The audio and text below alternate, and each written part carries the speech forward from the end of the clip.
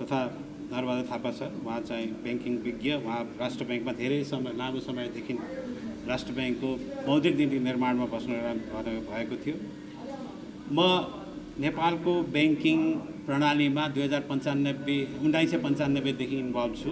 त्यतिखेरदेखि नै नेपालको ब्याङ्किङ भनेको कस्तो थियो भने हामीले सुरुमा ब्याङ्किङ गर्दाखेरि पासबुक र चेकबुकबाट ब्याङ्किङ सुरु गऱ्यौँ। पासबुक र चेकबुक नै सबैभन्दा ठुलो आधार थियो।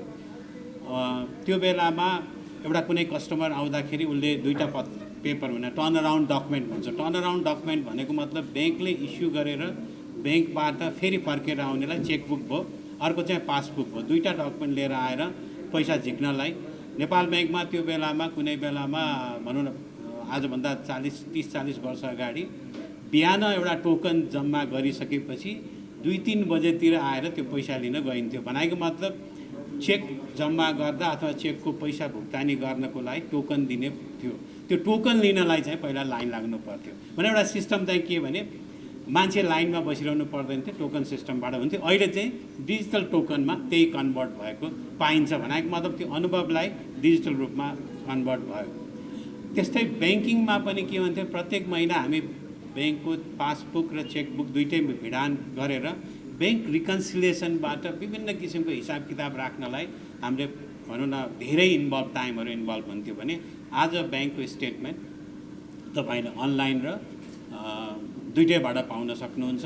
अब त हुँदा हामीले मोबाइलमा पनि तपाईँले लिमिटेड दिनको 1 महिनासम्मको स्टेटमेन्टहरू हेर्न सक्नुहुन्छ। भने त्यो अब एक्सेस चाहिँ सजिलो हुँदै गएको छ। भनेपछि ब्याङ्किङ किन चाहियो त? ब्याङ्किङको पहुँच यसरी बढ्नुपर्ने कारण के हो? यसलाई किन चाहिँ सबैले अपरिहार्य छ, जीवनमा जोडिएको जस्तो हामीलाई प्रत्येक चिजमा जोडिएको छ, किन जोडिएको छ भन्ने कुरामा आउँदा सबैभन्दा पहिला ठुलो कुरा के रहन्छ भने यदि हामीसँग फाइनेन्सियल एसेट्स यदि सम्पत्तिलाई तरल सम्पत्तिमा कन्भर्ट नगरिकन त्यसले चाहिँ ह्यान्ड चेन्ज गर्दैन। ह्यान्ड चेन्ज गर्नको लागि चाहे त्यो मूल्यको रूपमा होस् चाहे त्यो नगदको रूपमा होस्, त्यसले चाहिँ तरल सम्पत्तिमा कन्भर्ट हुनुपर्छ। जस्तो घर जग्गा खरिद बिक्रीदेखि लिएर सेयर मार्केटमा कारोबार गर्नेदेखि लिएर सबैमा चाहिँ तरलमा कन्भर्ट हुन्छ। त्यहाँनिर के आउँछ भने ब्याङ्किङ सेवाको आवश्यकता पर्छ। केही समय अगाडि हेऱ्यौँ भने हामीलाई कोभिडभन्दा अगाडिको अवस्था हेऱ्यौँ भने कोभिडभन्दा अगाडिको अवस्थामा सम्म ब्याङ्किङ भनेको यस्तो थियो, ब्याङ्किङमा चाहिँ नि त्यति धेरै हामीले फड्को मारेको थिएनौँ। ब्याङ्किङमा बिस्तारै इन्टरनल प्रोसेसहरू चाहिँ नि यसलाई हामीले अटोमेसन गर्न थाल्यौँ। जस्तो त्यसमा डिपोजिटको कुराहरूलाई, डिपोजिट टेकिङलाई चाहिँ हामीले त्यसलाई कोर ब्याङ्किङ सिस्टमलाई अटोमेटिक गऱ्यौँ। त्यसपछि लोनको लागि अटोमेटिक गऱ्यौँ। त्यसपछि हुँदा अहिले डकुमेन्ट प्रोसेसिङदेखि लिएर सबैलाई चाहिँ अटोमेसनको हिसाबले गइसकेको छ। अब डाटाहरू पनि डिजिटल कुराहरू आयो। त्यस्तै बिस्तारै ब्याङ्किङ सेक्टर डेभलप हुँदै गयो। ब्याङ्किङ सेक्टरमा हामीले चाहिँ यो केवाइसीका कुराहरू आयो। केवाइसी पनि त्यस्तै विभिन्न किसिमको हाम्रो एन्टी मनी लन्ड्रिङको कुरादेखि लिएर सबै आउँदाखेरि विभिन्न किसिमको डकुमेन्टहरू थप हुँदै गयो। अहिले हामी अन्तिममा नेसनल आइडीको कुरा गरिरहेको छौँ। नेसनल आइडीलाई चाहिँ सबै सेक्टर लिङ्क भएर जाने र सेन्ट्रल केवाइसीको पनि अवस्था आउन सक्ने धेरै फड्कोहरू मार्दै गयो। यो अवस्थामा ब्याङ्किङले चाहिँ नि मैले देखेको ब्याङ्किङ, मभन्दा अगाडिका जेनेरेसनले देखेको ब्याङ्किङ र आजको ब्याङ्किङ चाहिँ फरक छ। पहिला भने ब्याङ्कमा जाने हुन्थ्यो, ब्याङ्किङ गर्ने भने you have to go to bank. अहिले भनेको मतलब मोबाइलबाट तपाईँ ब्याङ्क जानै पर्दैन। कतिपय मान्छेले हामीले हेऱ्यौँ भने कतिपय उपभोक्ताले, ब्याङ्कका उपभोक्ताले ब्याङ्कमा वर्षौँ नपुगेको दिन भइसकेको हुनसक्छ। अहिले हामीले हेऱ्यौँ भने ब्याङ्कमा नपुगेको पनि कयौँ चाहिँ नि व्यक्तिहरू चाहिँ ब्याङ्किङमा नपुगेको अवस्था छ। पहिला चाहिँ एभ्री चेक लिनलाई, प्रत्येक कारोबार गर्नलाई ब्याङ्कमै जानु पर्थ्यो। भनेपछि यो मोडर्नाइजेसनले हामीलाई के गर्यो भने एउटा सहजता प्रदान गर्यो। अर्को त्यसपछि त्रास र त्यसमा दुर्घटना हुने पनि सुरुवात हुन थाल्यो। पहिला ब्याङ्किङमा कस्तो हुन्थ्यो भने ब्याङ्क रबरी भन्नको लागि पहिला चाहिँ नि केही हतियार लिएर अथवा एउटा आर्म फोर्स गएर काम जानु पर्थ्यो भने अहिले तपाईँले देख्दै नदेखेको इन्भिजिबल ह्यान्डले चाहिँ नि चोरी गर्न सक्ने अवस्था सिर्जना भयो। त्यहाँ साइबर सेक्युरिटी, साइबर इस्युजहरू ब्याङ्किङमा चाहिँ धेरै ठुलो असरहरू पर्न थाल्यो। यी असरहरूलाई चाहिँ न्यूनीकरण गर्न विभिन्न किसिमको प्रविधिहरू विकास भयो। त्यस्तै गरेर हाम्रो भनौँ यो निकायलाई, यस्तो बदमासी भएको हेर्ने निकायहरूले पनि आफ्नो प्रविधि विकास गर्दै गऱ्यो। डिजिटल डिजिटल क्राइमहरूलाई हेर्नको लागि विभिन्न किसिमको प्रविधिहरू डेभलप हुँदै गयो। यो सबै चिजले गर्दाखेरि हाम्रो केही न केही प्रविधिमा हामीले विकास गर्दै गएपछि ब्याङ्किङले पनि पड्को मार्दै गएको छ। अब यहाँ प्रश्न रहन्छ, अहम प्रश्न के रहन्छ भने ब्याङ्किङ सेक्टरमा दिएको डाटाको ओनरसिप कसको हो? अहिलेसम्म हाम्रो कानुनले के भनेको छ भने ब्याङ्किङ सेक्टरमा दिएको डाटा ब्याङ्कले ओन गर्छ, तर त्यसको ओनरसिप तपाईँको। जबसम्म अब हामी के भने कहीँ ब्याङ्किङ सेक्टरमा आमूल परिवर्तन ल्याउनु परेको छ। डाटाको लागि तपाईँको डाटा प्राइभेसीको कुरादेखि लिएर प्रोटेक्सनको कुराहरूमा पनि अब ब्याङ्किङमा पड्को मार्नुपर्ने अवस्था आएको छ। अहिले अघि पनि रोयलजीले कुरा गर्नुभएको छ, हामी कहाँ भनौँ न मोबाइल एपहरू आयो। मोबाइल एपमा हामीले विभिन्न, जस्तो तपाईँसँग 10वटा ब्याङ्क छ भने 10वटै ब्याङ्कको तपाईँले मोबाइल एप डाउनलोड गरेर राख्नुपर्छ। तपाईँले त्यसलाई कन्सल्टेट गरेर एउटा एपमा लगेर लैजान सक्नु हुँदैन। एउटा एपबाट तपाईँले चाहिँ ओपन ब्याङ्किङ गर्न सक्नु हुँदैन। अबको ब्याङ्किङ भने के भने ओपन ब्याङ्किङ हो।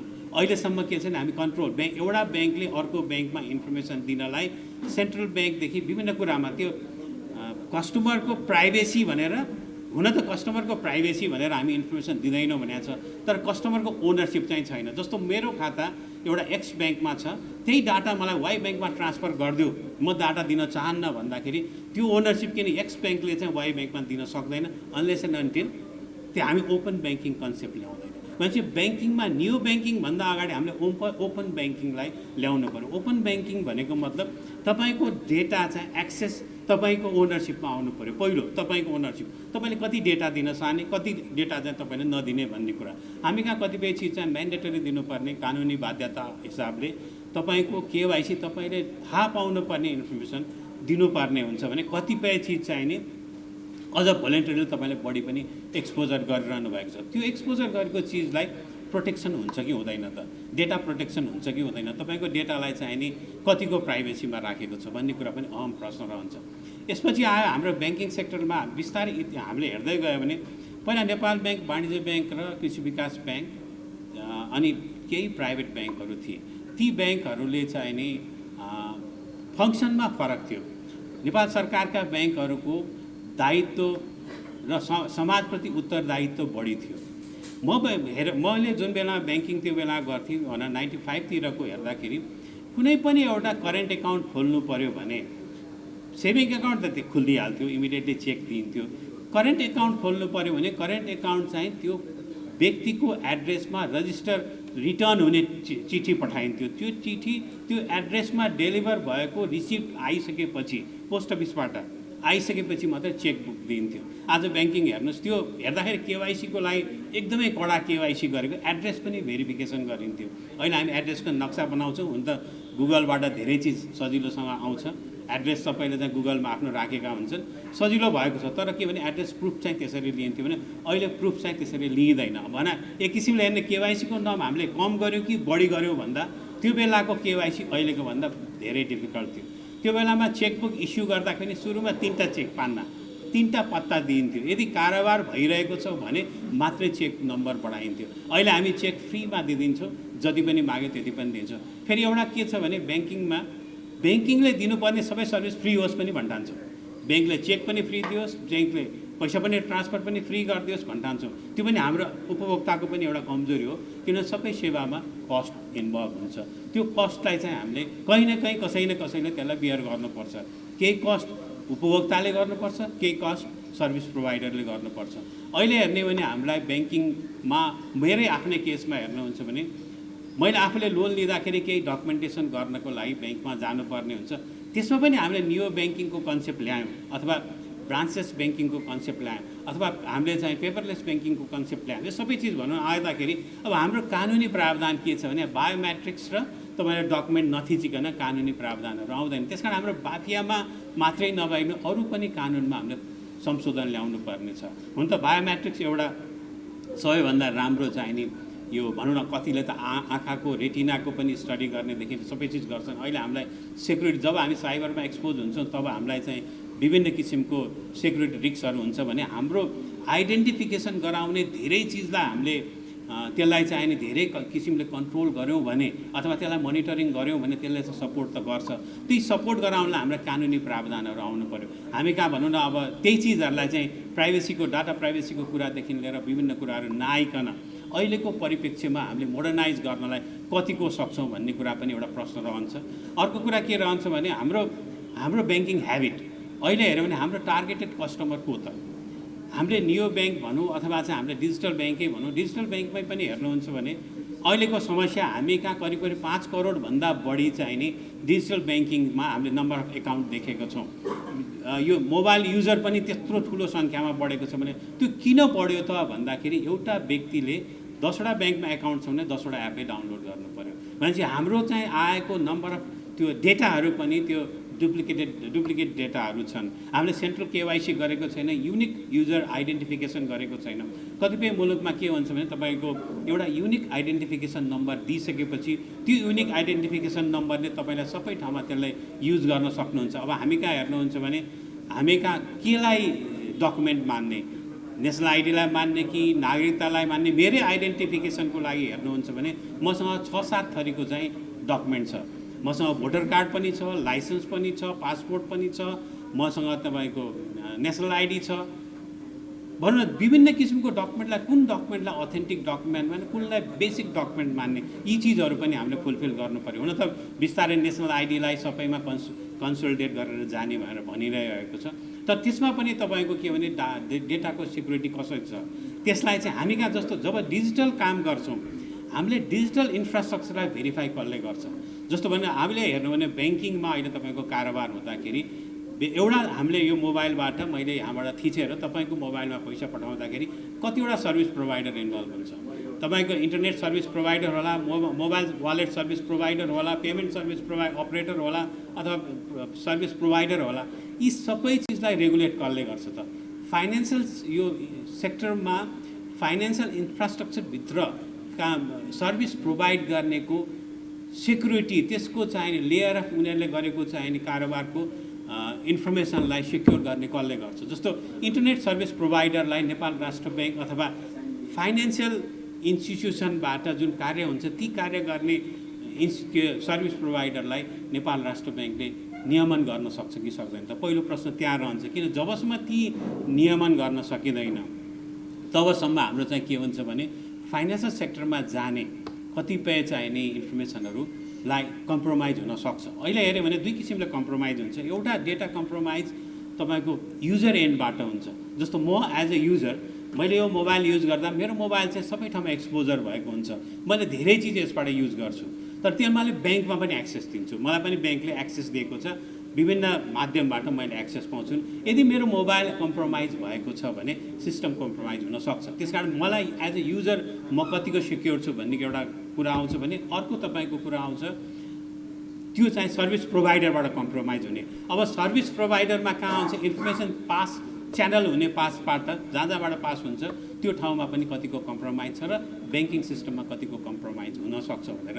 जस्तो भनौँ न हामीले हेरेको छौँ कतिपय ब्याङ्कका एक दुईवटा ब्याङ्कमा हाम्रो ठुल्ठुलो केसहरू भयो, ती मैले नाम लिँदिनँ, एक दुईवटा ब्याङ्कमा केस हुँदाखेरि इन्टरनल कम्प्रोमाइजबाट बढी भएको छ भने अहिले वालेटको केसमा कस्टमरबाट युजर एन्डबाट कम्प्रोमाइजबाट भएको छ।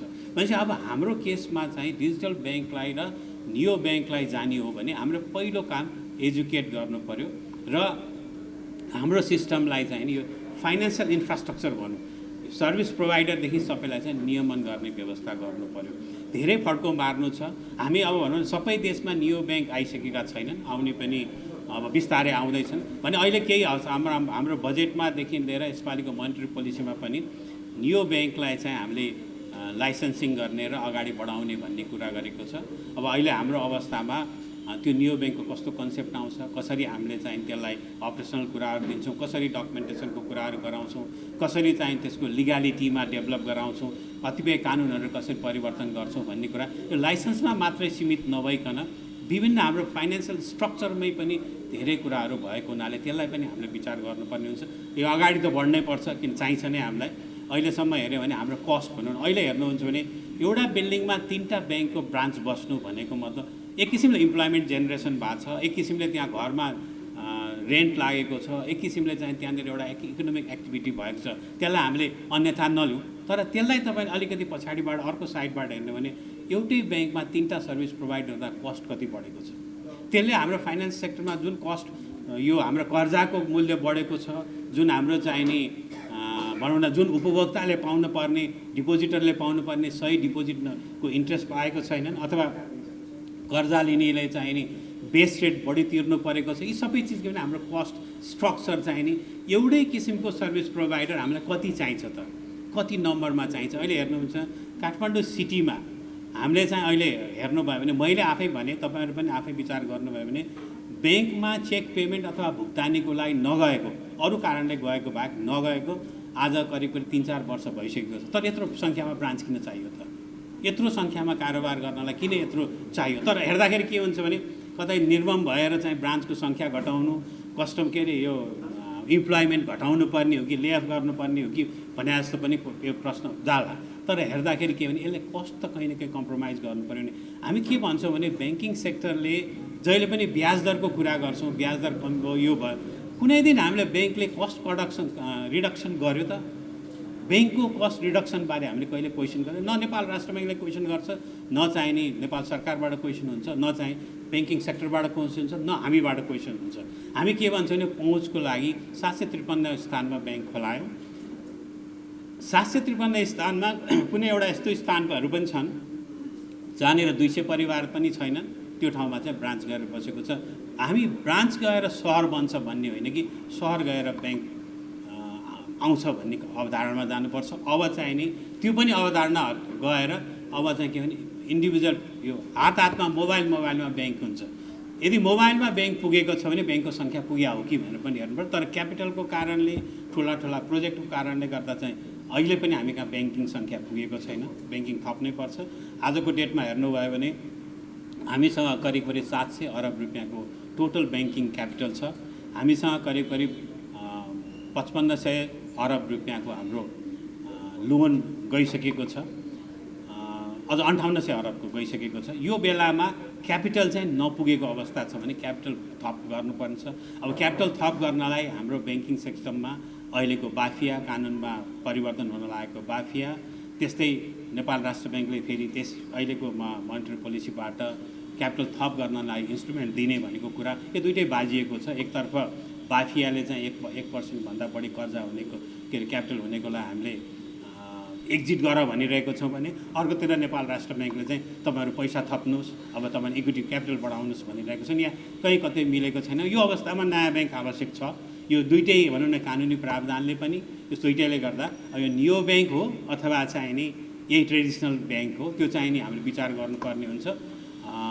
यसमा अब टेक्नोलोजीले हामीलाई जाँदाखेरि हाम्रो लागि यो टेक्नोलोजीको हिसाबले अनुगमन गर्नलाई नेपाल राष्ट्र ब्याङ्क मात्रै नभइकन एउटा सेपरेट इन्टिटी पनि आवश्यक छ। त्यसलाई चाहिँ हामीले financial sector infrastructure review committee अथवा रिभ्यू एउटा संस्था, एउटा चाहिँ नयाँ युनिट बनाउनु पर्ने आवश्यकता छ। किनभने त्यसले गभर्न गर्ने, सेन्ट्रल ब्याङ्कले लाइसेन्स दिएकोलाई मात्रै गभर्न गर्छ।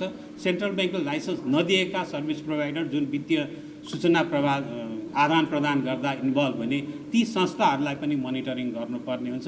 तब चाहिँ हाम्रो यो सिक्योर्ड ब्याङ्किङको हामी धेरै अगाडि बढ्न सक्छौँ। अहिले हाम्रो सिक्योर्ड ब्याङ्किङ नभएको त होइन, तर अहिले भयो भने हामी ठगी मुद्दामा जानुपर्छ। ठगी मुद्दामा कसैको एकाउन्ट हाम्रो तपाईँको चोरी भयो भने तपाईँ ठगी मुद्दामा जानुपर्छ। ठगी मुद्दा भनेको सरकारवादी हुन्छ, बराबर पेनाल्टी हुन्छ, त्यो धेरै इस्युजहरू छ।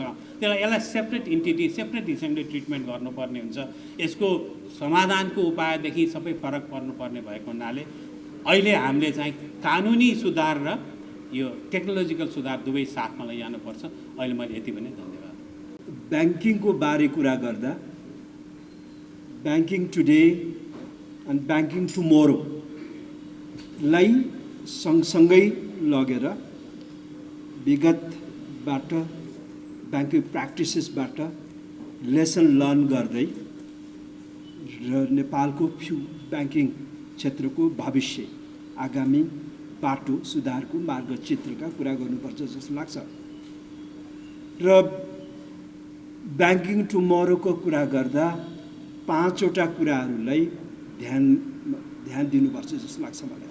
कुराहरू एउटा कुरा संस्थागत व्यवस्था त चाहियो, इन्स्टिट्युसनल एरेन्जमेन्ट त चाहियो, कस्तो हुने, र दोस्रो कुरा कर्पोरेट कल्चर पनि चाहियो। कस्तो कर्पोरेट कल्चरमा ब्याङ्किङ क्षेत्रको विकास गर्ने, तेस्रो कार्यक्रमहरू स्किम्सहरूको कुराहरू पनि गर्नु पर्यो, र चौथो प्रविधि, अहिले सबैले प्रविधिकै कुरा फिनटेककै कुराहरू गरिरहेछन्, हामी पनि गरिरहेछौँ, फिनटेक भनिरहेछौँ। र पाँचौँ कुरा भनेको म्याक्रो फाइनेन्सियल लिङ्केजेस, अर्थात् राष्ट्रिय अर्थतन्त्रसँग ब्याङ्किङ क्षेत्र कसरी जोड्ने भन्ने सवालहरूको आधारमा ब्याङ्किङ टुमोरो मार्गचित्र, रोडम्याप भनौँ न, त्यो खिच्नुपर्छ जस्तो लाग्छ। र यही सन्दर्भमा तपाईँहरूले कार्यक्रम पनि आयोजना गरिहाल्नुभयो। अब केही कुरा त बताउनै नै पर्यो। अलिकति अब यो अहिले ब्याङ्किङ टुडेका कुराहरू गर्दा अलिकति यो नेपालमा ब्याङ्किङ क्षेत्रको विकास, इभोल्युसन भन्छौँ नि, कसरी भयो र त्यसबाट हामीले के पाठ सिक्न सक्छौँ, 3-4वटा कुराहरू गर्नुपर्छ जस्तो लाग्छ त्यो सन्दर्भमा। अर्को, अहिले एज अफ टुडे ब्याङ्किङको स्थिति के छ भन्ने कुरा पनि गर्नुपर्छ। ब्याङ्किङ टुमोरोको तयारी गर्दै गर्दा अब हामी सबैलाई थाहा छ इभोल्युसनको जहाँसम्म प्रश्न छ, कार्तिक 30 गते 1994मा नेपालमा एउटा आधुनिक ब्याङ्किङ युगको सुरुवात भयो। हामी प्रवेश गऱ्यौँ एउटा भनौँ न पिपिपी मोडलमा। नेपाल ब्याङ्क लिमिटेड स्थापना भयो। धेरै वर्ष पहिले हामी पिपिपी आज कुरा गरिरहेछौँ नि, पिपिपी मोडलमा नेपाल ब्याङ्क लिमिटेड स्थापना भएको, जनता र सरकारको सहकारी, joint venture between government and the people, PPP यसरी भनिँदैन थियो। पिपिपी अहिले जसरी हामी पिपिपी भनिरहेछौँ नि, हाइड्रो पावर के पूर्वाधारमा पिपिपी भनिरहेछौँ, ब्याङ्किङ क्षेत्रमा हाम्रो सुरुवात नै पिपिपी मोडलमा भएको। सो अब यसले केही लेसन हामीलाई दिन्छ भन्ने सन्दर्भमा मैले पिपिपी मोडलको कुरा गरेँ, पछि केही बताउँला।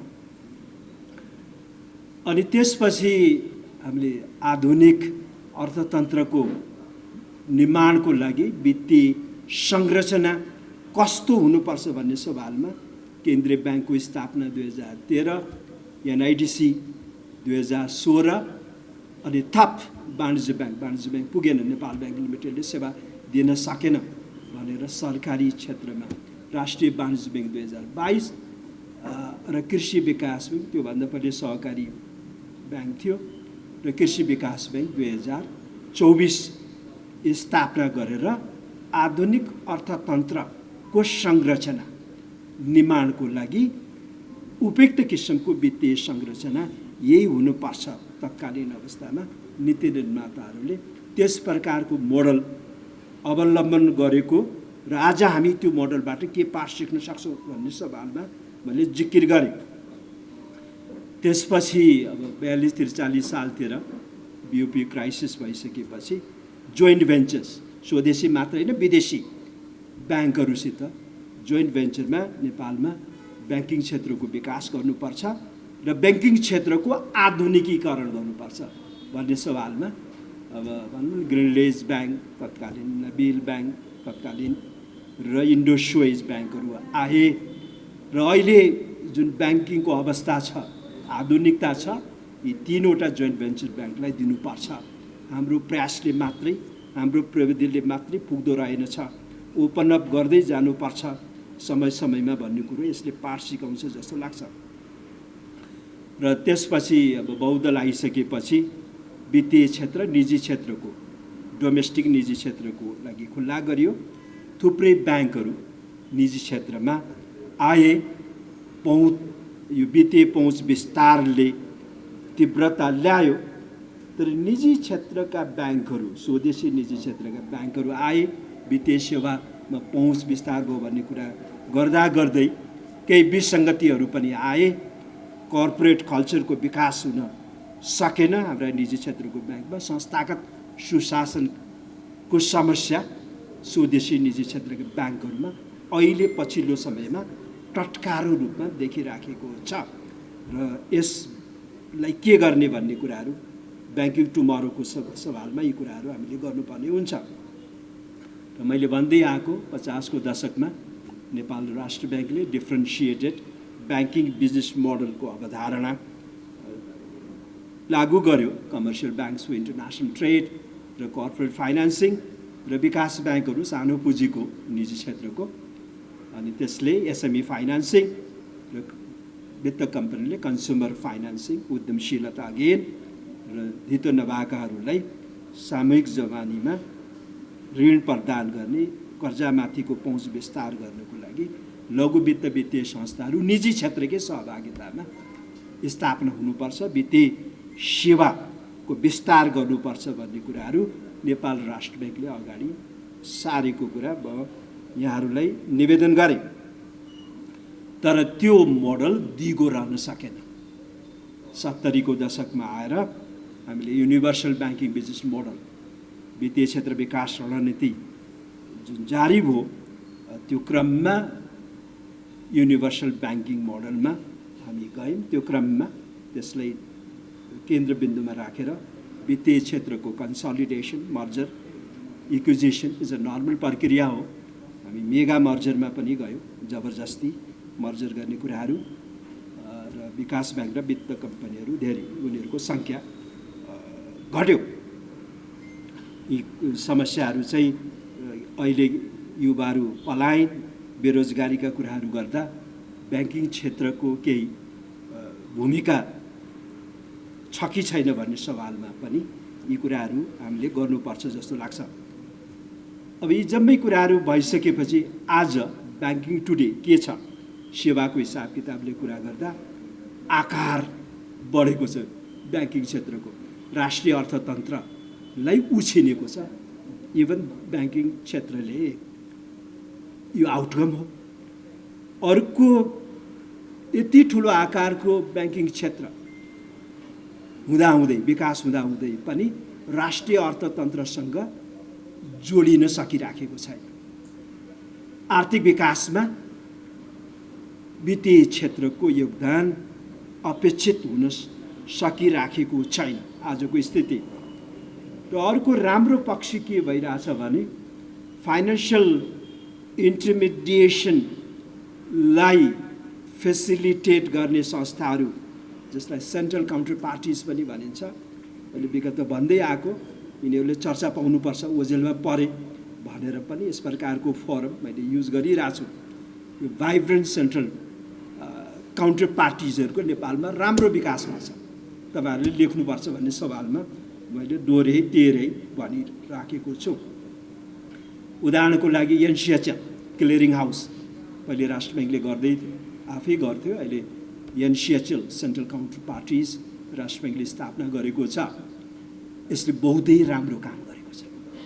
अब थाहा हुँदैन, हामीले फिल गर्दैनौँ त्यो चेक क्लियरिङमा र भनौँ न पेमेन्ट सिस्टममा, पेमेन्ट स्विच के थुप्रा क्रस बोर्डर पेमेन्ट्समा पनि राम्रो काम गरिराखेको छ।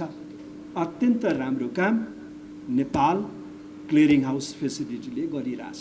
पेमेन्ट सिस्टम जुन अहिले यो अवस्थामा पुग्यो, हामी this things are taken for granted हुन्छ, तर हामीले क्रेडिट दिनुपर्छ भन्ने सवालमा मैले एनसिएचएलको कुरा गरेँ, बखान गरेँ। अर्को कर्जा सूचना केन्द्रले पनि अत्यन्त राम्रो काम गरेको छ।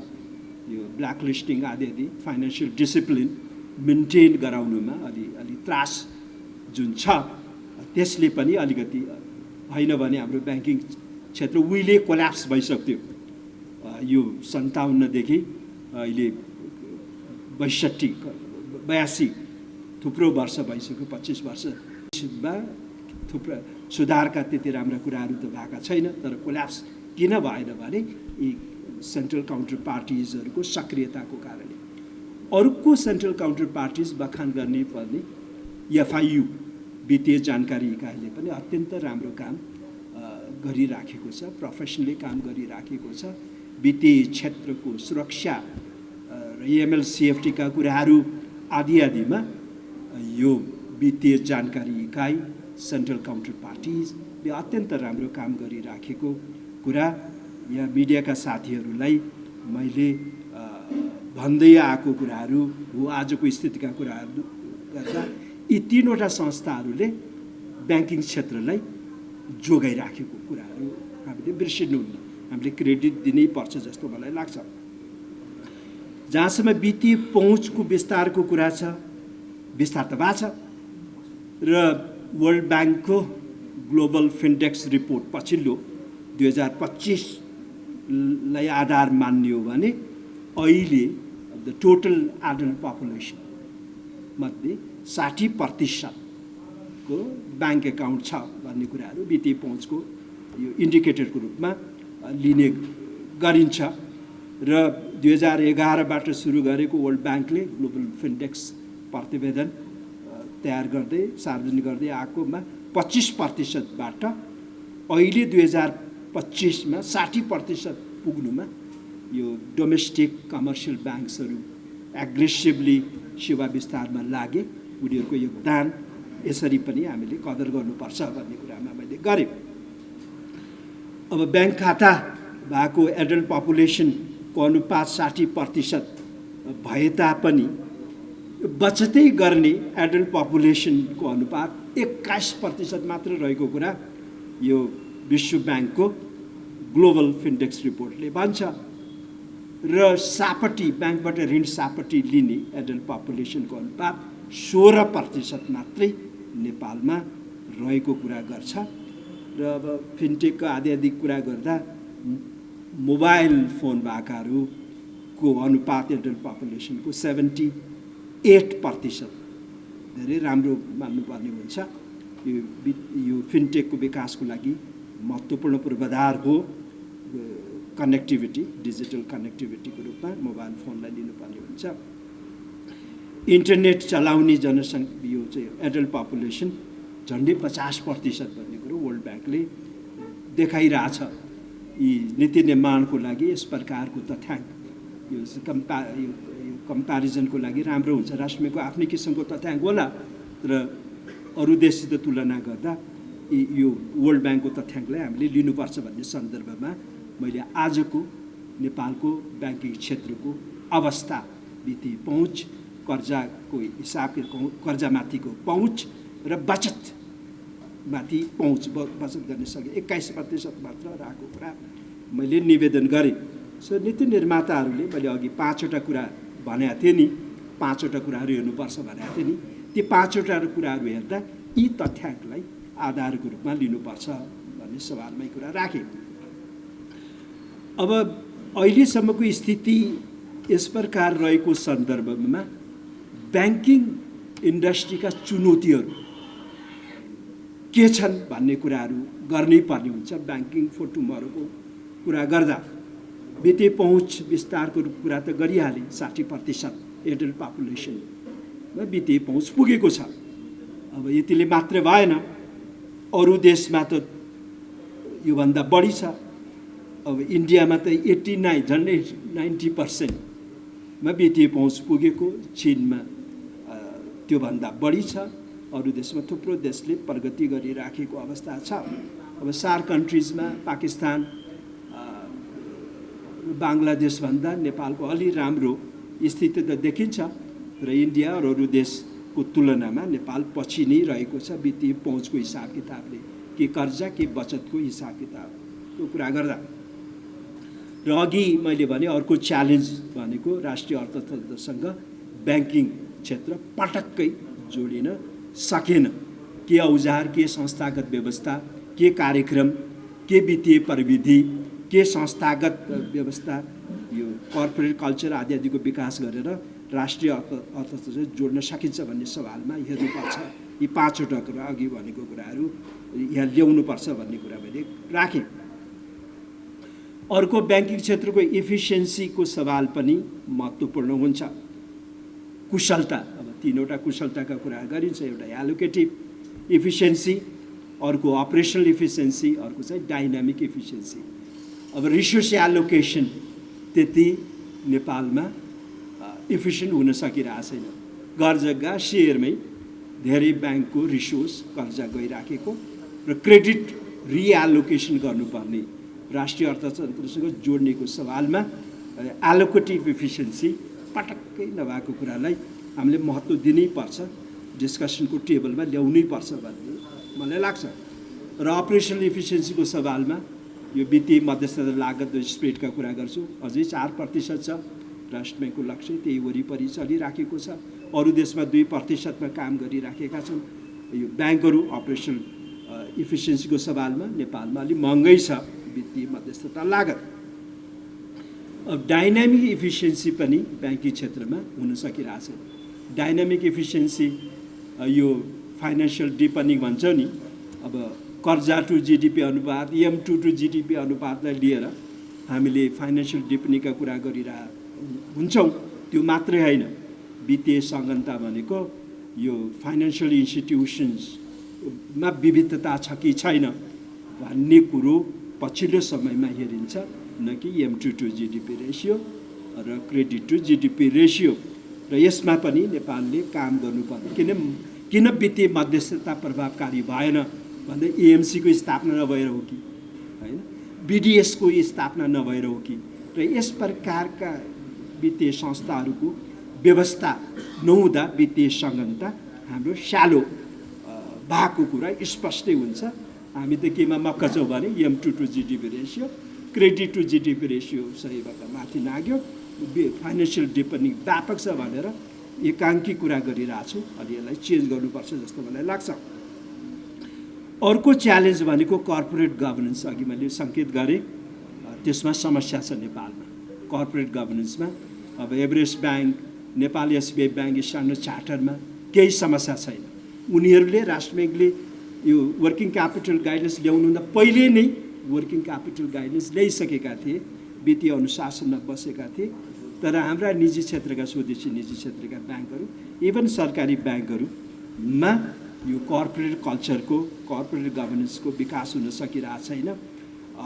यस कुन औजार प्रयोग गर्दा कर्पोरेट गभर्नेन्सको विकास हुन सक्छ भन्ने कुराहरू ब्याङ्किङ फर टुमोरोमा जोड्नुपर्छ भन्ने कुरामा मैले जोडेँ। अर्को उद्यमशीलताको विकास ब्याङ्किङ क्षेत्र मार्फत भएन, अर्थात् एसएमई फाइनेन्सिङमा पनि ब्याङ्कहरू चुकेको यो चुनौती चाहिँ छ। अर्को चुनौती भनेको सस्टेनेबल फाइनेन्सिङ, दिगो विकास वित्त। अब रियल इस्टेटमा, सेयरमा त्यो अल्पकालीन न हो, क्यापिटल गेन्सको लागि गरिने, तर वास्तविक क्षेत्र भनौँ न उत्पादनशील क्षेत्रसँग ब्याङ्किङ क्षेत्र जोडिएन, धेरैभन्दा धेरै कर्जा गएन भने सस्टेनेबल फाइनेन्सको मुद्दा हामीले सम्बोधन गरेको हुँदैन भन्ने कुरो सवालमा मैले कुरा राखेँ। पुँजी निर्माणमा पनि ब्याङ्किङ क्षेत्रको पछिल्लो समयमा त्यति भूमिका हुन सकिराखेको छैन। पुँजी निर्माण अनुपात जिडिपीसँगको 4-5 वर्ष पहिले 30.5% थियो भने अहिले 24% झरेको छ।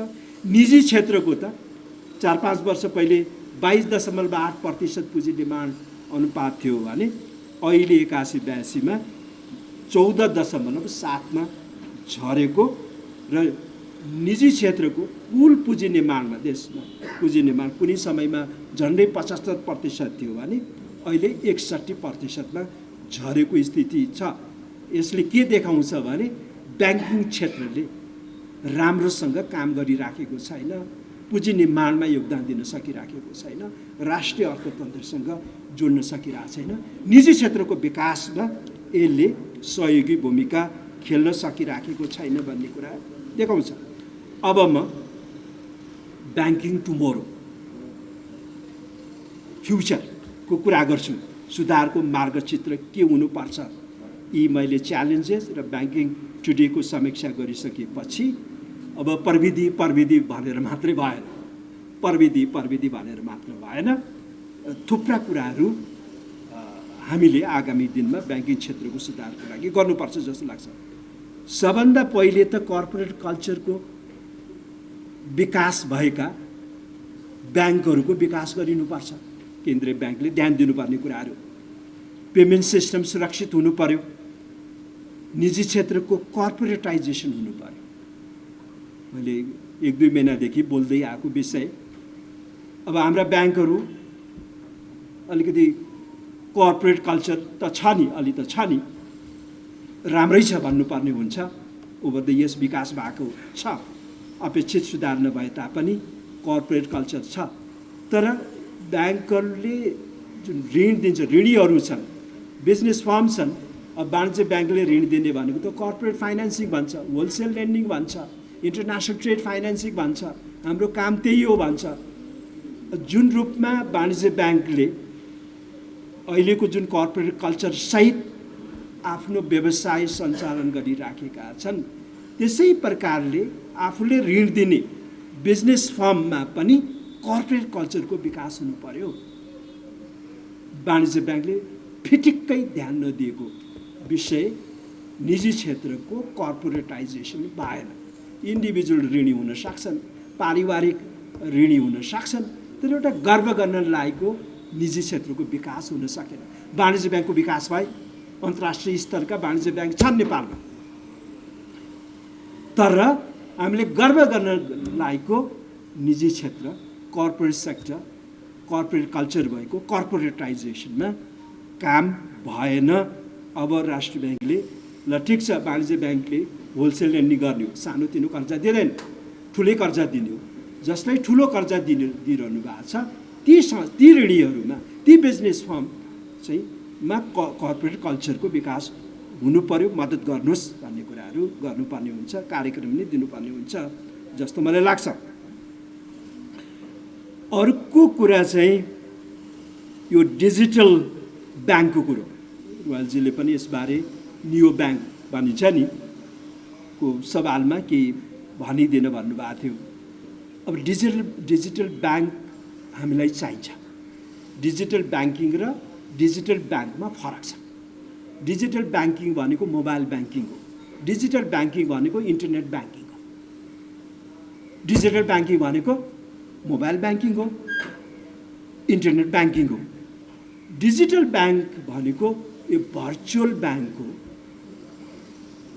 फिजिकल उपस्थिति नभएको हो, तर आफ्नो जति वित्तीय कारोबार हुन्छ नि, के बचत, के ऋण प्रवाह, के पेमेन्ट्सका कुराहरू डिजिटल्ली गर्ने एउटा स्पेसलाइज ब्याङ्क हो।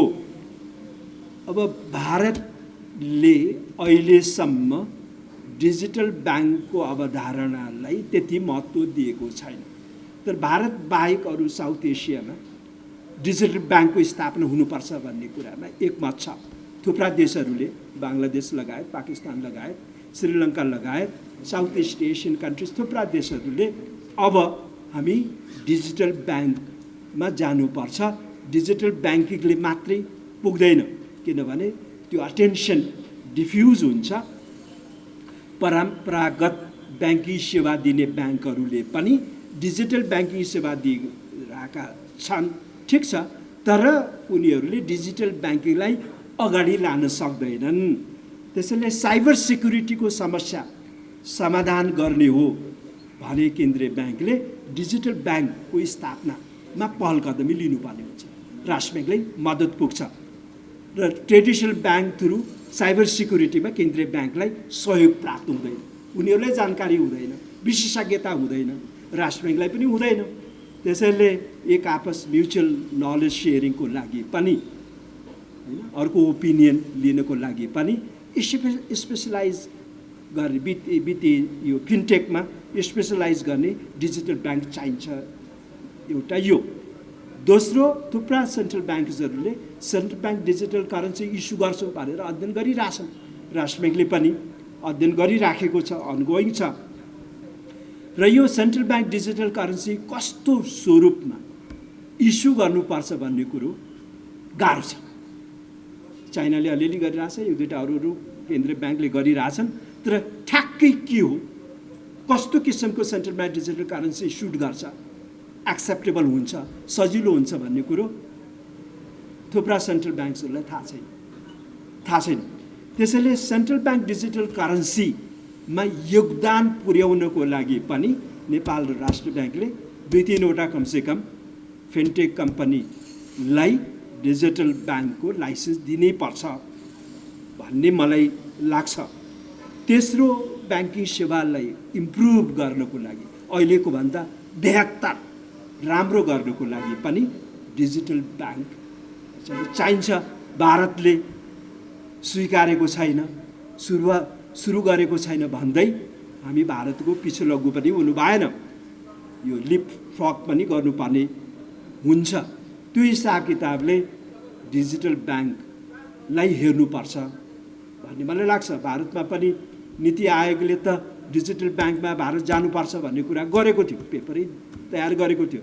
तर आरबिआईले ब्याङ्कहरूका कुरा सुनेर हामीले दिइरहेछौँ नि किन चाहियो भनेर उनीहरूका कुरा सुनेर नीति आयोगले दिएको सुझावलाई आरबिआईले अहिलेसम्म ठुक्राइराखेको नमानेको कुराहरू मैले निवेदन गरेँ। तर अरू देशमा जानुपर्छ भन्ने कुराहरूमा अगाडि बढिरहेछन् भन्ने कुरा राख्न चाहन्छौँ। र अर्को सुधारको मार्गचित्र ब्याङ्किङ टुमोरोको कुरा गर्दा हाम्रा ब्याङ्कहरूमा अबको सुधारको एउटा महत्त्वपूर्ण कडी भनेको स्ट्रेटेजिक पार्टनरसिपको लागि डोमेस्टिक ब्याङ्क्सहरू खुल्ला गर्नुपर्छ। सरकारी ब्याङ्कहरूमा त अति आवश्यक छ, निजीकरण नगर्ने हो भने एउटा उपाय भनेको विदेशी स्ट्रेटेजिक पार्टनर्सहरूको खोजी, विदेशी ब्याङ्कहरूको संलग्नता जोड्ने। र हाम्रा निजी क्षेत्रका ब्याङ्कहरू अहिले अलिकति कर्पोरेट संस्थाको सुशासनको समस्या जुन भइरहेछ सुधार्नको लागि पनि केही स्वदेशी ब्याङ्कहरूलाई पनि राष्ट्र ब्याङ्कले स्ट्रेटेजिक पार्टनर खोजाई विदेशी ब्याङ्कहरूसँग आबद्धता ल्याऊ भन्ने सुधारमा हामी अगाडि जानुपर्छ।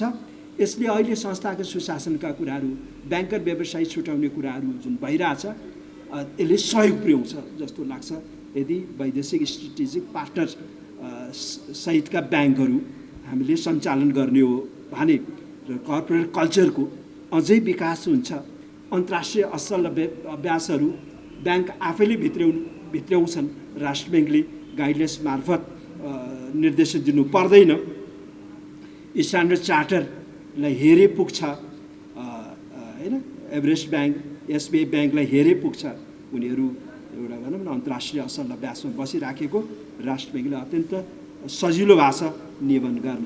त्यसैले तीनवटा सरकारी ब्याङ्कहरूमा र केही स्वदेशी कमर्सियल ब्याङ्क्समा छिटोभन्दा छिटो स्ट्रेटेजिक पार्टनर खोज्नको लागि राष्ट्र ब्याङ्कले पहल कदमी लिनुपर्छ।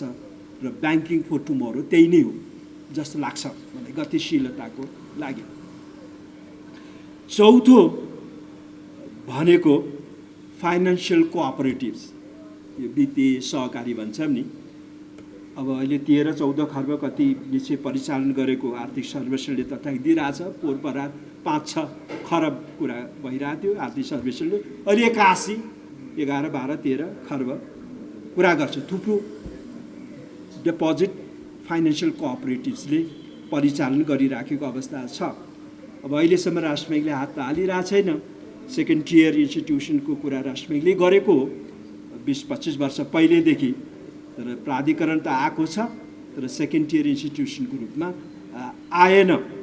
अब कतिपय ऐनहरूले, सहकारी ऐन समेतले पनि राष्ट्र ब्याङ्कलाई फाइनेन्सियल कोअपरेटिभ्सलाई आफ्नो हातमा लिनुपर्छ भन्ने कुराहरू गरिराखेको छ।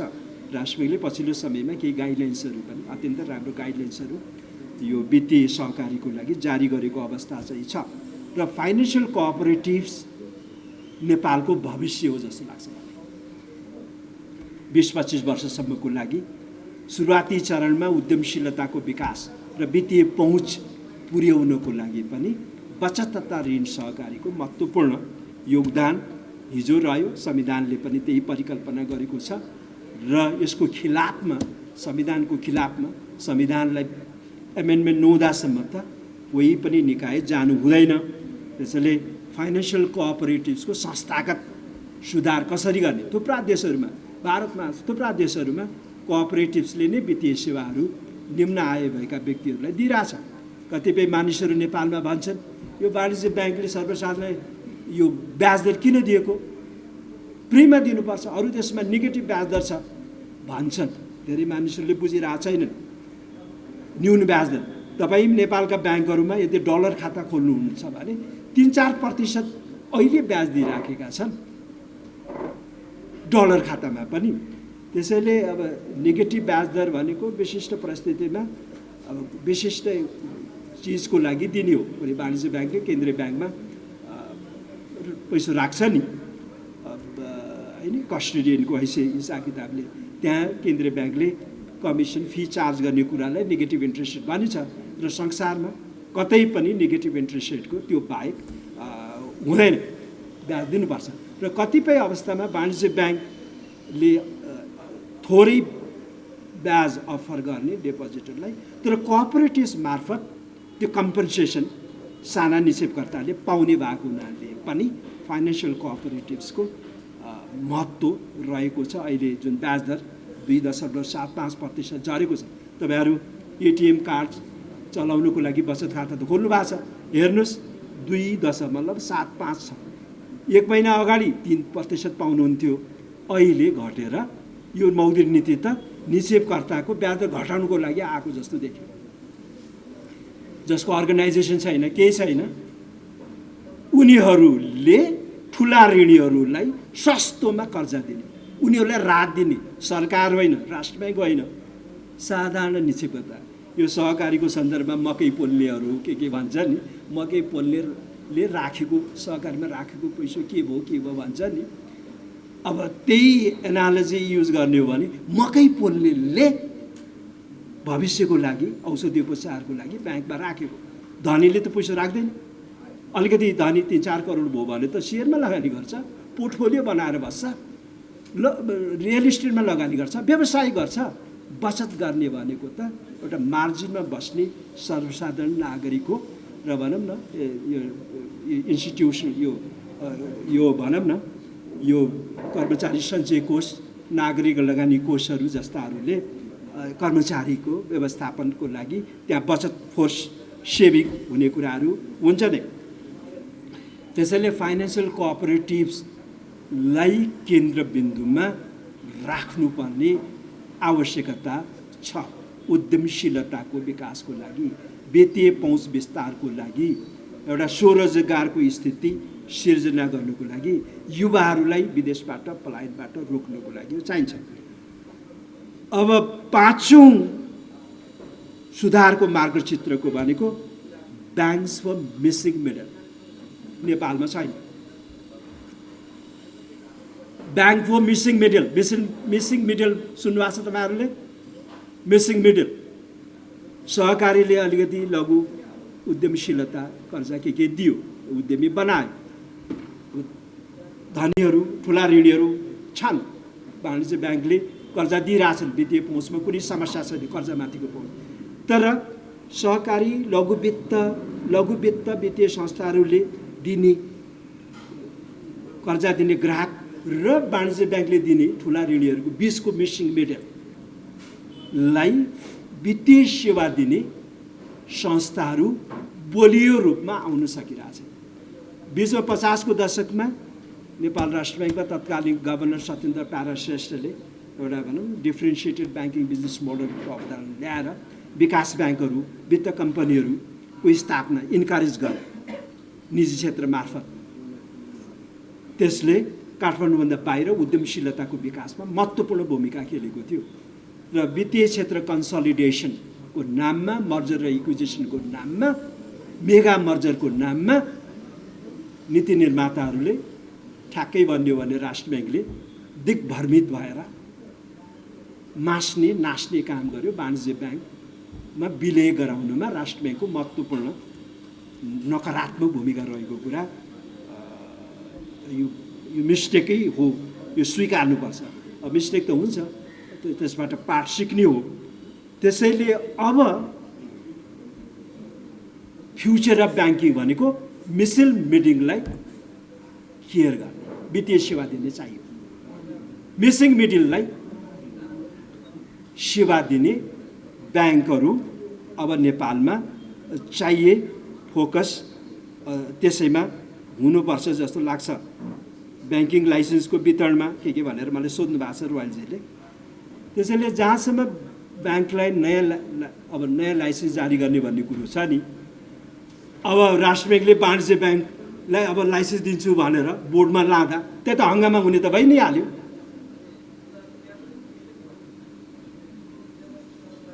हामीले आवश्यकता भनेको विकास ब्याङ्क वित्त कम्पनी अहिले मुलुक सङ्घीयतामा गइसकेपछि सङ्घीय संरचना अनुसारको वित्तीय संरचनाको निर्माणमा राष्ट्र ब्याङ्कले जोड दिनुपर्ने, पारदर्शी विकास ब्याङ्कको लागि लाइसेन्स खुल्ला गर्छु भन्नुपर्ने, स्थानीय विकास ब्याङ्कको लाइसेन्स खोल्छु भन्नुपर्नेमा राष्ट्र ब्याङ्कको बोर्डमा कमर्सियल ब्याङ्क नयाँ कमर्सियल ब्याङ्क लाइसेन्स दिने प्रस्ताव जाँदा त्यहाँ त हङ्गामा त हुने भइ नै हाल्यो। त्यसैले यी कुराहरू अब अलिकति भनौँ न सैद्धान्तिक आधार भएन भने यस प्रकारको झमेला आवश्यकता पारदर्शी विकास ब्याङ्क, स्थानीय विकास ब्याङ्क र राष्ट्र ब्याङ्कले छलफलमा के ल्याउँछ भने वाणिज्य ब्याङ्कलाई लाइसेन्सलाई खुल्ला गर्नुपर्छ, नयाँ पुस्तालाई लाइसेन्स दिनु पर्यो, नयाँ पुस्ताले पनि वाणिज्य ब्याङ्क चलाउनु पर्यो भन्ने सेन्टिमेन्ट लिएर आउँछ। काम कुरो एकातिर कुम्लो बुकी टिभीतिर भनेको यही हो। त्यसरी मिसिङ मिडललाई कसरी वित्तीय सेवा दिने भन्नेतर्फ राष्ट्र ब्याङ्कको ध्यान जानु पर्यो, सरकारको ध्यान जानु पर्यो, अनि हाम्रा सांसदहरूको नीति निर्माता भनेको त सांसदै नै हुन्, उनीहरूको ध्यान जानु पर्यो। मिडलले वित्तीय सेवा नपाएकै कारणले युवाहरू देश छोडिराखेको, उद्यमशीलता खत्तम भएको हो। त्यसैले विकास ब्याङ्क वित्त कम्पनी तत्कालै लाइसेन्स दिनुहोस् भन्ने सल्लाह त दिन्न, तर मुलुक वित्तीय संहितामा गइसकेपछि त्यस अनुरूपको राष्ट्र ब्याङ्कको डोमेनमा रहेको वित्तीय क्षेत्रको संरचना निर्माण हुनुपर्छ र राष्ट्र ब्याङ्कले छिटोभन्दा छिटो पारदर्शिक विकास ब्याङ्क र स्थानीय विकास ब्याङ्कको लागि लाइसेन्स खुल्ला गर्नुपर्छ। यस प्रकारका प्रस्तावहरू यो व्यवस्थापन समितिमा राष्ट्र ब्याङ्कको बोर्डमा छलफलको लागि प्रस्ताव लगिनुपर्छ, न कि वाणिज्य ब्याङ्क नयाँ खोल्ने लाइसेन्स दिने। रङ मुभ चाल्नु भएन, ब्याकफायर गर्छ भन्ने कुराहरू गरे। अब मिसिङ मिडलका कुरा गर्दा, विकास ब्याङ्कका कुरा गर्दा, पारदर्शिक विकास ब्याङ्कका कुरा गर्दा, स्थानीय विकास ब्याङ्कका कुराहरू गर्दा अहिले बिडिएस भन्छौँ नि, बिजनेस डेभलपमेन्ट सेवा उपलब्ध नभएर कतिपय मानिसहरू ब्याङ्केबल भइराखेका छैन, किनभने अनौपचारिक क्षेत्रको आकार ठुलो छ। कुल प्रतिष्ठानहरूमध्ये सरकारी निकायमा दर्ता नभएकाको अनुपात 50.5% भएको कुरो त 16 योजनाले उल्लेख गरेको छ र कुल प्रतिष्ठानहरू जुन व्यवसायहरू छन् नि, आफ्नो कारोबारको लेखै नराख्ने प्रतिष्ठानको अनुपात 48% रहेको त 16 योजनामै उल्लेख छ। यसलाई सम्बोधन गर्नुको लागि पनि मिसिङ मिडल, उद्यमशीलता आदिलाई केन्द्रबिन्दुमा राखेर यो पारदर्शिक विकास ब्याङ्क, स्थानीय विकास ब्याङ्क आदि कुराहरूमा जानुपर्छ। त्यही भविष्य हो जस्तो लाग्छ। अन्तिम मेरो बुँदा, सुधारको मार्गचित्रको अन्तिम बुँदा, 6औँ बुँदा स्पेसलाइज वित्तीय संस्थाहरूको विकास गर्नुपर्छ जस्तो लाग्छ। यसमा दुईटा कुरा राख्न चाहियो। स्पेसलाइज विकास ब्याङ्क किन चाहियो?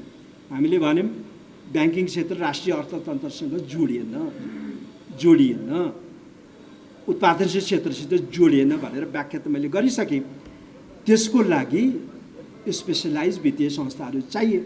उदाहरणको लागि निफ्रा स्थापना भयो नि त, निफ्रा नेपाल इन्फ्रास्ट्रक्चर ब्याङ्क, र त्यसले जुन प्रोजेक्ट फाइनेन्सिङमा काम गर्नुपर्नेमा गरिराखेको छैन। त्यसैले सरकारले औद्योगिक विकास क्षेत्र, ठुला औद्योगिक विकास क्षेत्रको घोषणा गरिरहेछ। सरकारले सेज विशेष आर्थिक क्षेत्रको विकास घोषणा गरिराखेको छ। ती औद्योगिक क्षेत्र, विशेष आर्थिक क्षेत्र लगायत अरू परियोजनाको विकासको लागि वित्तीय संस्थाहरू चाहिन्छ। दुई कारणको लागि। एउटा पिएमओको लागि, प्रोजेक्ट म्यानेजमेन्ट अफिसको काम गर्नको लागि, प्रोजेक्ट म्यानेजमेन्ट अफिसको काम गर्ने संस्थै छैन नेपालमा। अमेरिकामा त वाल स्ट्रिटका थुप्रा थुप्रा छन् नि, ती वाल स्ट्रिटमा काम गर्नेहरू अमेरिकाको अर्थमन्त्री हुन्छन्, तिनीहरूले काम गर्छ पिएमओको प्रोजेक्ट म्यानेजमेन्ट अफिस। यदि निफ्राले प्रोजेक्ट म्यानेजमेन्ट अफिस कुनै सिमरा सेज, कुनै जुम्लाको सेज, पाँचखाल सेज गरिदिएको भए, या कुनै भनौँ न मयूरधाप, दैजी होइन लगायत होइन औद्योगिक शक्तिखोर छ नि, काम गरिदिएको भए निजी क्षेत्रको लगानी आकर्षित हुन्थ्यो। उसले गरिरहेको छैन। त्यस्ता काम गर्ने वित्तीय संस्थाहरू चाहिए। निफ्राले गरिरहेको छैन, अरू कुनै संस्थाहरू चाहिए। अर्को प्रोजेक्ट फाइनेन्सिङको लागि वित्तीय क्षेत्रलाई राष्ट्रिय अर्थतन्त्रसँग जोड्नको लागि एसपिभी पनि चाहिन्छ, स्पेसल पर्पज भेहिकलको रूपमा काम गर्नुपर्छ।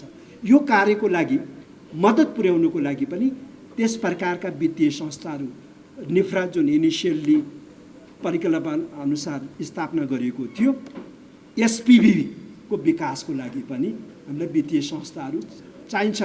मिसिल मिडिलको लागि विकास ब्याङ्क अनि स्थानीय विकास ब्याङ्कको भए होइन, तर यो ठुला ठुला परियोजना विकासको लागि वित्तीय क्षेत्रमा, ब्याङ्किङ क्षेत्रमा जम्मा भएको वित्तीय स्रोत राष्ट्रिय अर्थतन्त्र जोड्नको लागि पिएमओ प्रोजेक्ट म्यानेजमेन्ट अफिसको काम गर्ने 1 वर्ष 2 वर्ष अनि एसबिबीको काम गर्ने कुराहरू चाहिन्छ जस्तो लाग्छ।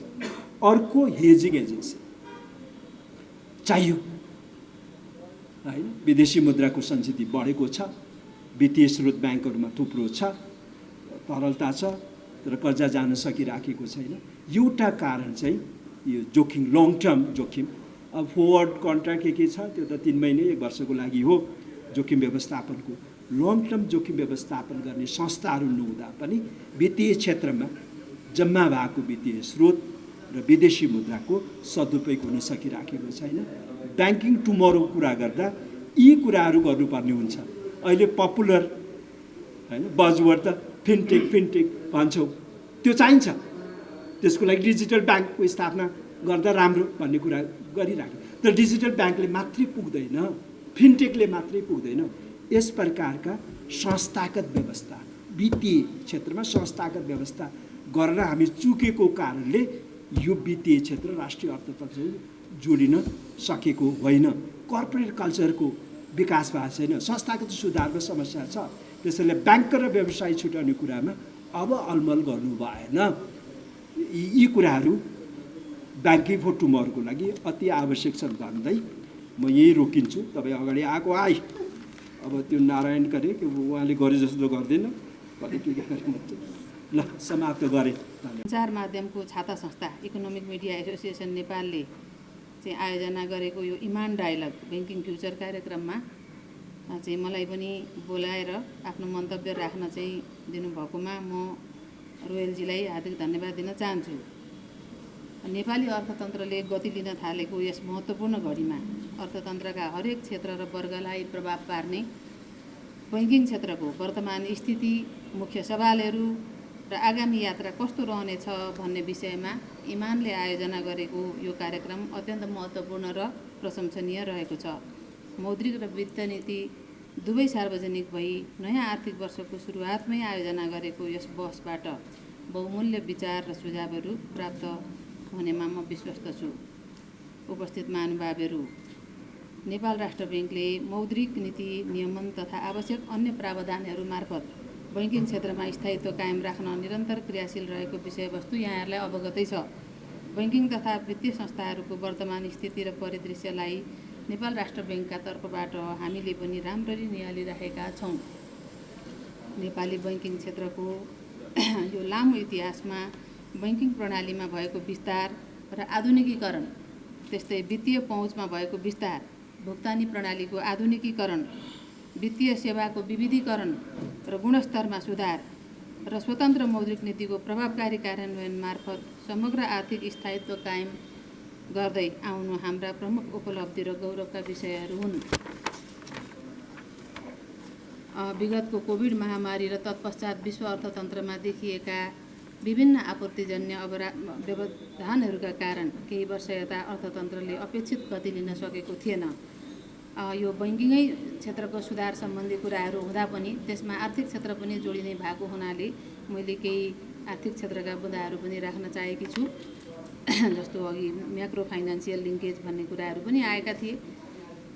तर पछिल्लो समय भने समग्र आर्थिक गतिविधिमा क्रमशः सुधार देखिँदै आएको छ।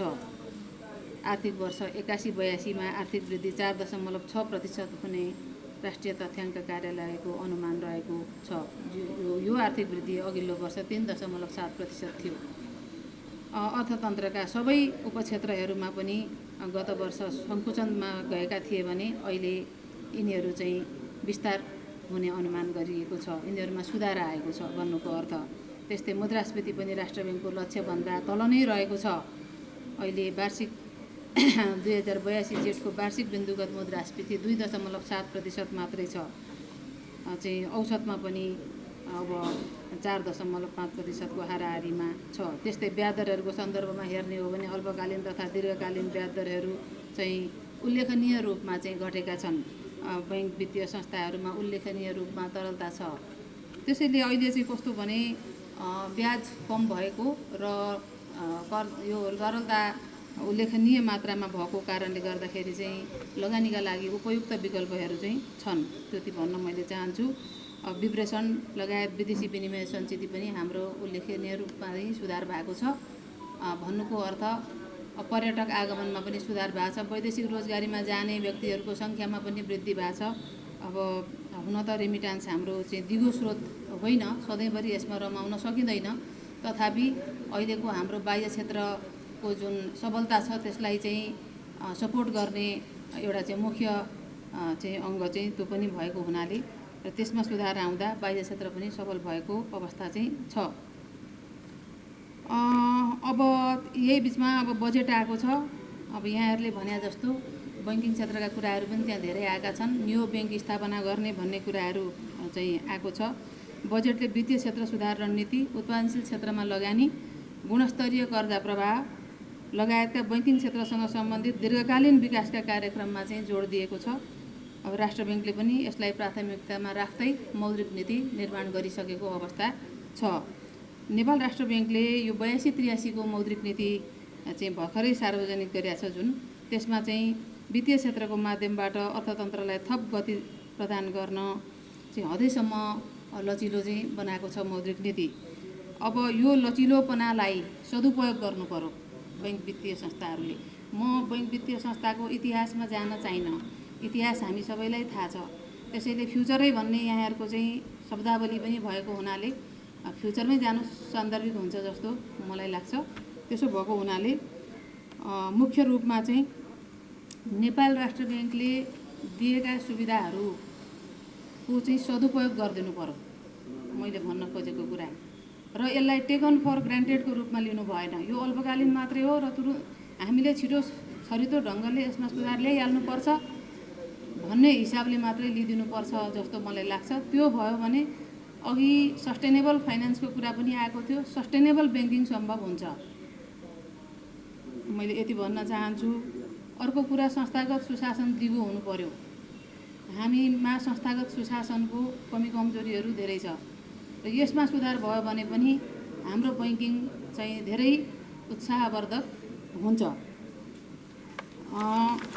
अब अघि सरहरूले भने जस्तो कर्पोरेट कल्चरको कुरा भयो। कर्पोरेट कल्चर हुनुपर्छ भन्ने कुरामा त दुई मात्रै भएन होइन। अब केही ब्याङ्कहरूको पनि नाम लिनुभयो। अब मैले त्यो ब्याङ्कहरूकै नाम स्पेसिफिक नलिउँ। सबै ब्याङ्कहरूले इन्टरनेसनल प्र्याक्टिस अनुसार विवेकशील ढङ्गका नीति नियमहरू लागू गरेर अगाडि बढ्ने हो भने हामी सस्टेनेबल हुन्छौँ। मैले यति मात्रै भन्न चाहन्छु। र अहिले जुन सूचना प्रविधिको क्षेत्रमा चाहिँ अभूतपूर्व विकास भएको छ र त्यसको पनि चाहिँ प्रोस एन्ड कन्स हेरेर चाहिँ अगाडि बढ्नु पर्यो। हो हामीलाई सहज भएको छ, चाहिँ कारोबार गर्न सहज भएको छ, पेमेन्ट गर्न चाहिँ सहज भएको छ। मुख्य रूपमा पेमेन्टमै हाम्रो ध्यान केन्द्रित भएको छ होइन। पैसा कसरी अर्न गर्ने भन्दा पनि पैसा कसरी खर्च गर्ने भन्नेमा चाहिँ हामीलाई धेरै नै सुविधाहरू चाहिँ अहिले चाहिएकै छ पनि वास्तवमा। त्यो चाहिनु जरुरी पनि भएको जस्तो लाग्छ। अब त्यसको चाहिँ त्यसमा फाइदा के छन् र बेफाइदाहरू के छन्, रिस्क के छन्। मुख्य कुरा रिस्क म्यानेजमेन्टमा ध्यान दिनु पर्यो। होइन। नेपाल राष्ट्र ब्याङ्कले जहिले पनि त्यही भन्छ, रिस्क म्यानेजमेन्ट गरौँ, अपरेटिङ रिस्क म्यानेजमेन्ट गऱ्यौँ, क्रेडिट रिस्क सबैभन्दा ठुलो रिस्क त्यो म्यानेजमेन्ट गऱ्यौँ।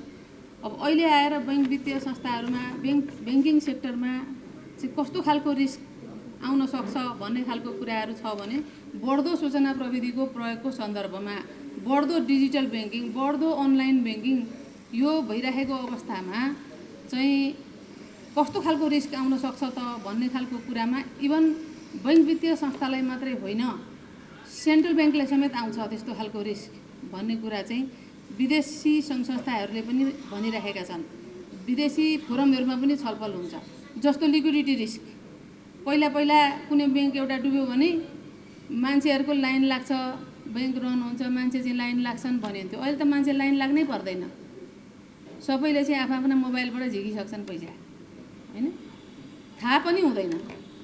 तर ब्याङ्कमा चाहिँ अप्ठ्यारो परिसक्ने स्थिति चाहिँ भएको हुन्छ। यो उदाहरण मात्रै हो, यो चाहिँ विदेशमा भइसकेका छन् यस्तो कुराहरू। यस्तोमा हामीले चाहिँ धेरै केयरफुल हुनुपर्ने आवश्यकता चाहिँ छ। त्यसैले भविष्यको बैङ्किङमा यस्ता कुराहरूमा पनि ध्यान दिनुपर्छ। अब नयाँ ब्याङ्क स्थापना गर्ने भन्ने सम्बन्धमा अनलजीले पनि नयाँ ब्याङ्क स्थापना गर्नै पर्छ भनेर ठोकुवाकै साथ भनिदिनु भएको छ। राष्ट्र ब्याङ्कलाई यो पनि एउटा सकारात्मक सुझाव नै हो, चाहिँ सुझावहरू आउनुपर्छ, त्यसलाई पोजिटिभ रूपमा लिनुपर्छ भन्ने मलाई लाग्छ। तर के भने भर्खरै मात्रै हामीले ब्याङ्कहरूमा चाहिँ अस्वस्थ प्रतिस्पर्धाका कारणले कतिपय ब्याङ्कहरूमा चाहिँ भनौँ न चाहिँ ती ब्याङ्कहरूलाई अरू ब्याङ्कमा मर्ज चाहिँ हुनुपर्ने अवस्थाहरू पनि आए र मर्ज गर्नुपर्ने चाहिँ स्थिति भएर मर्ज गरियो। भर्खर सङ्ख्या चाहिँ कतिवटा सङ्ख्या चाहिँ ब्याङ्कको उपयुक्त हो त भनेर राष्ट्र ब्याङ्कले अध्ययन नै गर्यो, होइन। त्यसमा चाहिँ यतिदेखि यति सङ्ख्याको बिचमा चाहिँ ब्याङ्कहरू हुनु चाहिँ राम्रो हो भनेर रिपोर्टै प्रकाशित भएको छ, रिपोर्टै वेबसाइटमा छ, यहाँहरूले पनि हेर्न सक्नुहुन्छ। भनेपछि हामी 2 वर्ष अगाडि त्यसो भनेर चाहिँ 15देखि 18सम्मको सङ्ख्यामा ब्याङ्क चाहिँ आवश्यक हो भनेर रिपोर्ट निकाल्ने, अनि अब चाहिँ फेरि चाहिँ होइन अब चाहिँ पुगिगयो, अब गरिहाल्नुपर्छ भनेर फेरि धमाधम गर्न थाल्ने खालको हामीले अध्ययन नगरिकन, कुनै चाहिँ सोलिड आधार नभइकन कुनै पनि कुरामा चाहिँ वात्त अगाडि बढ्नुहुन्छ जस्तो मलाई लाग्दैन। हो, डिजिटल ब्याङ्कको सन्दर्भमा एउटा छुट्टै प्रकृतिको छुट्टै विशेषताको चाहिँ आवश्यक हो भने हामीले त्यसमा पनि हाम्रो चाहिँ अलिकति अध्ययन नभइकन अगाडि बढ्नलाई अलिक गाह्रै हुन्छ, अध्ययन गर्नुपर्छ। अब सुरु गर्ने बेला पनि भएको छ, बजेटमा पनि आएको छ, यसलाई हामीले पोजिटिभ रूपमा लिएका छौँ। मैले यति कुरा भन्न चाहिँ चाहेँ। तर पनि इन्फ्रास्ट्रक्चरको कुराहरू हुन्छ, होइन, त्यसपछि सेक्युरिटीको कुराहरू हुन्छ, ती सम्पूर्ण एस्पेक्टहरूलाई हेरेर मात्रै अगाडि बढ्नुपर्छ भन्ने मलाई लाग्छ। स्पेसल्ली कोभिडभन्दा पछाडि हाम्रो देशमा पनि यो डिजिटल पेमेन्टको चाहिँ धेरै बढेर प्रवृत्ति बढेर गएको छ। अब चाहिँ क्युआर, यो के अरे फोन पे, यी सेवा, यी वालेट चाहिँहरू चाहिँ कनेक्ट आइपिएस, आरटिजिएस, होइन, आदि इत्यादि अब थुप्रो छन्। यो नाम लिएर साध्य छैन, अहिले धेरै चाहिँ आएका छन्। पैसा खर्च गर्नका लागि केही समस्या छैन। घर बसी जहाँ बसी गाडीमा बसी चाहिँ यहीँ बसी, होइन, त्यसो भएको हुनाले कमाउन मात्रै गाह्रो, खर्च गर्न चाहिँ सजिलो भएको छ अचेलभरि। मलाई त्यस्तो लाग्छ, मैले रियालिटी बोलेको, मलाई आफूले भोगेकोबाट पनि त्यस्तो लाग्छ। यसले भन्दा बढी खर्च गर्ने प्रवृत्ति पनि बढेर गएको छ। किनभने कहीँ गएर खर्च गर्दा क्यास भएन भने बरु यसो अडिएर फर्केर आइन्थ्यो होला। अहिले त जहाँ जे देख्यो त्यही मन पर्यो त्यही किन्ने चाहिँ पनि प्रवृत्ति बढेर गइरहेको छ। भले यसलाई चाहिँ हामीले नकारात्मक रूपमा लिनु हुँदैन, यसको सकारात्मक रूपमै लिनुपर्छ। डिजिटल पेमेन्टले धेरै सहज बनाएको छ, त्यसका रिस्कहरू पनि छन्। त्यसलाई रिस्कलाई मिटिगेट कसरी गर्ने अघि नै भनिसक्नुभयो अनलजीले पनि। सेक्योर्ड हुनुपऱ्यो पेमेन्ट सिस्टम भनेर नेपाल राष्ट्र ब्याङ्कमा 2075 सालमा छुट्टै डिपार्टमेन्ट स्थापना भएको छ, पेमेन्ट सिस्टम डिपार्टमेन्ट।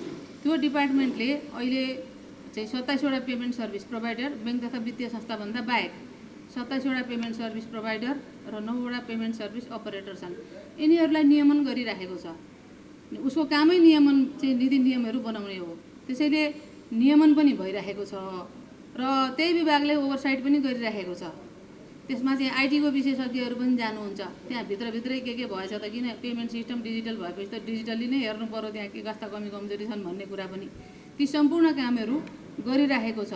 भलै सुधारको गुन्जाइस जहाँ पनि हुन्छ त्यसलाई हामीले एक्सेप्ट गर्नुपर्छ। अझै पनि सुधार गर्ने ठाउँहरू धेरै छन्, त्यसमा नेपाल राष्ट्र ब्याङ्क अहोरात्र लागिराखेकै छ। मैले यति कुरामा विश्वस्त गराउन चाहेँ यहाँहरूलाई।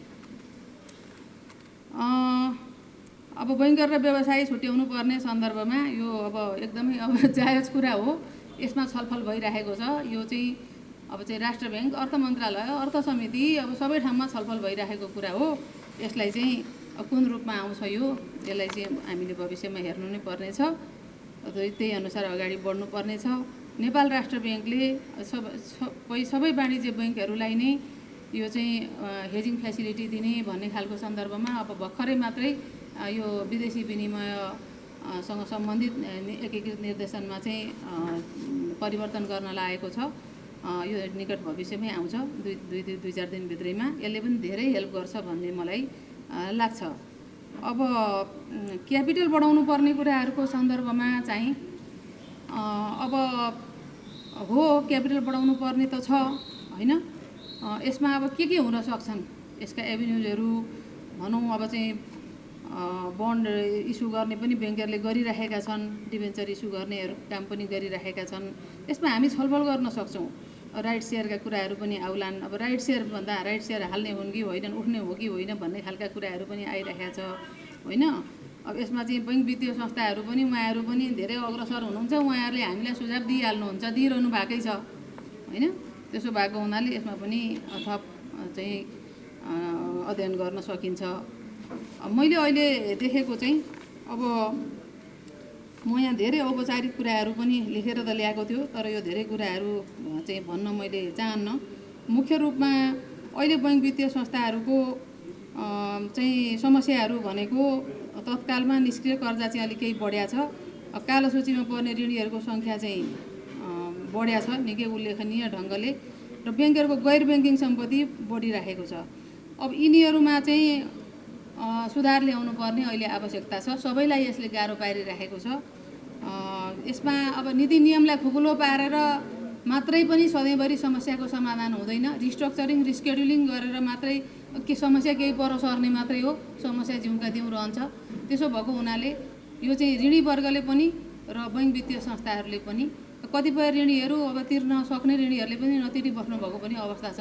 अब तिर्न नसक्नेको कुरा त अब केही सुविधा दिएर उहाँहरूलाई राहत दिनु नै पर्ने हो, ठिकै छ। त्यसो भएको हुनाले तर अब सबैलाई चाहिँ छुट्याउने खालको कुरा कसरी भन्ने कुरो पनि आउला। त्यसो भएर यो रिकभरीमा नै जोड दिनुपर्छ। र अर्को कुरा चाहिँ लोन प्रवाह गर्दाखेरि पनि धेरै कुराहरू विचार गर्नुपर्ने हुन्छ। प्रोफेसनल ढङ्गले चाहिँ प्रवाह गर्नुपर्छ भन्ने खालको कुराहरूमा चाहिँ मैले जोड दिन चाहन्छु। सेन्ट्रल ब्याङ्कले भन्ने त्यही नै हो। र अब सधैँभरि कुन हदसम्म लचिलोमा जाने त होइन। रेगुलेटरी रिल्याक्सेसन पनि कहिलेसम्म दिने त? सधैँभरि त यो दिन सकिँदैन। फेरि फाइनेन्सियल स्टेबिलिटी चाहिँ अर्को चाहिँ फेरि चाहिँ अप्ठ्यारो बनेर आइदिन्छ। त्यति बेला पनि हामीलाई नै समस्या पर्छ। हामी भनेको ब्याङ्किङ क्षेत्र र सेन्ट्रल ब्याङ्क, हाम्रो इकोनोमी सबै हो। हामी सबै एउटै ढुङ्गामा छौँ। त्यसो भएको हुनाले गर्दाखेरि सबैले आफ्नो क्षेत्रबाट सम्हालिनु पर्यो। मैले त्यति भन्न चाहन्छु।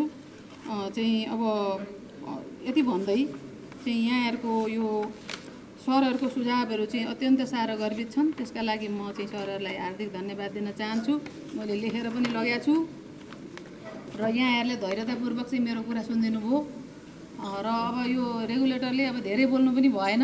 त्यसो भएको हुनाले अब चाहिँ बरु गर्नु नै पर्यो बोल्नुभन्दा पनि। त्यसो हुनाले मैले यति भन्दै यहाँहरूको अमूल्य समयको लागि पनि हार्दिक आभार व्यक्त गर्दै मेरो छोटो भनाइ यहीँ अन्त्य गर्ने अनुमति चाहन्छु। धन्यवाद, नमस्कार।